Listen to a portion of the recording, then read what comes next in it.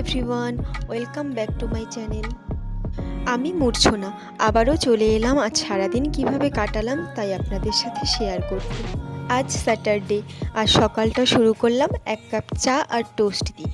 এই মাটির কাপটা আমি কিনেছিলাম যখন কলকাতায় পড়াশোনা করতাম তখন। এটা আমার খুব পছন্দের। চা খাওয়া শেষ করে চলে গেলাম রান্নাঘরে। মা ততক্ষণে রান্না বসিয়ে দিয়েছে। শনি রবিবার আমার ছুটি থাকে, তাই শনি রবিবার আমি মাকে রান্নায় একটু হেল্প করি।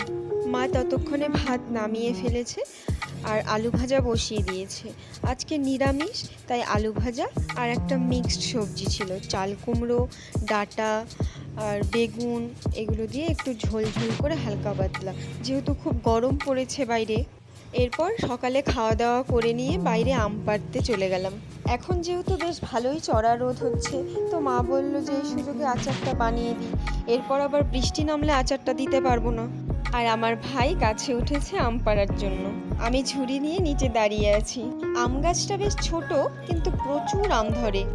কিন্তু যেহেতু বাইরে আম গাছটা, তাই বাচ্চা কাচ্চারা পেড়ে নিয়ে যায়। এখন আর বেশি আম নেই গাছে, আর গাছটা ছোট বলে সবার নাগালের মধ্যেও চলে আসে।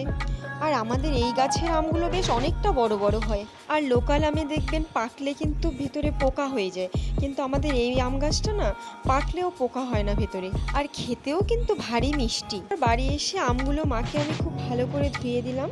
মা কাটতে বসে গেছে, এরপর আবার নুন হলুদ মাখিয়ে শুকোতে হবে। আর ওই ফাঁকে আমি স্নান করে চলে আসলাম। এই রোদে আম পেড়ে তো পুরো ঘেমে গেছি। এখন স্নানটা করে এসে বেশ ফ্রেশ লাগছে। বাইরে এখন যা রোদ, স্কিন কেয়ার তো ম্যান্ডেটরি, তাই স্নান সেরে আমি একটু স্কিন কেয়ার করে নিলাম। ফ্রেশ হয়ে জাস্ট একটু শুয়েছি রেস্ট নেওয়ার জন্য, বাট আমার স্টুডেন্ট চলে এসেছে। আজকে আমার একটু আম পাড়তে গিয়ে স্নানের জন্য লেটও হয়ে গেছে। আর এত গরমে দুপুরবেলা আর ভাতও খেতে ইচ্ছে করছিল না, তাই আমি একটু আম কেটে নিয়ে চিড়ে আর দুধ দিয়ে খেয়ে নিলাম। আগে বেশ অনেক কজন স্টুডেন্টকেই পড়াতাম, বাট এখন জব জয়েন করেছি বলে সেরকম একটা সময় পাই না, তাই ওই বাড়ির পাশের কয়েকজনকেই পড়াই। এরপর পড়ানো শেষ করে আমি বেরিয়েছি একটু রাস্তা হাঁটতে। বিকেলের দিকটা রাস্তায় হাঁটতে আমার খুব ভালো লাগে। আর আমাদের গ্রামে তো বিকেলবেলাটা আরও সুন্দর লাগে। সারাদিন কাঠফাটা রোদের পর বিকেলবেলাটায় বাইরে একটু স্বস্তির হাওয়া। আর আমাদের এখানে রাস্তার উপর একটা সুন্দর এরকম বসার জায়গাও আছে। এখানে বসে থাকতে থাকতেই সন্ধ্যাই হয়ে এলো। সন্ধ্যা হতেই দেখি মাথার উপর হাজার হাজার পোকা উঠছে, আর দেখতে এত ভালো লাগছে, তাই সেটাও একটু ভিডিও করে নিলাম। তো আজকের মতো ব্লগটা এখানেই শেষ করছি। সবাই সুস্থ থাকবেন। Bye bye.